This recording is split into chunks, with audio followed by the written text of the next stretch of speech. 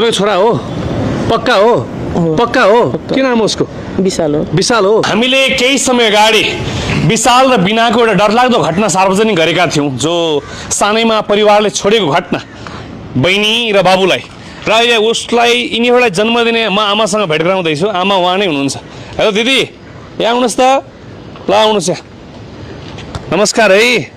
के नाम हजुरको? कोपिला। अलि नजिक आउनुहोस् त। अलि नजिक आउनु न, अलि नजिक आउनु। हजुरको को? छोरा हो। छोरा हो? पक्का हो? मुख नछोप्नु न। मुख त किन छोप्नु पर्यो? छोराछोरीलाई यत्रो समयपछि भेट्दा पनि मुख छोप्ने किन? के कारणले? ल भन्नुहोस् त। तपाईँको नाम के हो? पिला हो। तपाईँ जन्म छोरा हो कि होइन? तपाईँको छोरा हो? पक्का हो? पक्का हो? के नाम हो उसको? विशाल हो। विशाल हो। विशाललाई अनि यो छोरी हो कि होइन?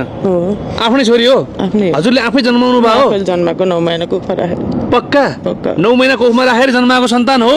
म आफैले जन्माएको। कसले छोड्या यिनीहरूलाई त? अनि बाध्यता भएर यसकै बाउको कारणले यसकै बाउको काखमा जिम्मा लाएर हिँडे म आफैले हो। कति वर्ष भयो यिनीहरू? आज कति सालको हो विशाल?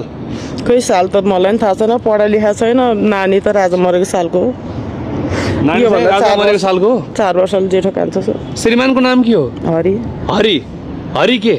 हरि खत्री भन्थे। खत्री हो। तपाईँहरू कहाँ बस्नुहुन्थ्यो यहाँ? सिनामङ्गल। सिनामङ्गल। अहिले के गर्नुहुन्छ? अहिले त ज्यामीमा हिँड्छु। यत्रो समयपछि छोराछोरी भेट्नु भएको छ, माया छ कि छैन बच्चा बच्चीको? आफ्नो सन्तानको माया त भइहाल्छ नि। माया छ? के सोध्नु मन छ विशाल? अब सोध्नुहोस् त, मलाई सजिलो हुन्छ। तपाईँले सोधिदिनु हो। खै अब माया भरे खै यत्रो वर्ष किन छोडेर जानुभयो तपाईँहरू आफैले?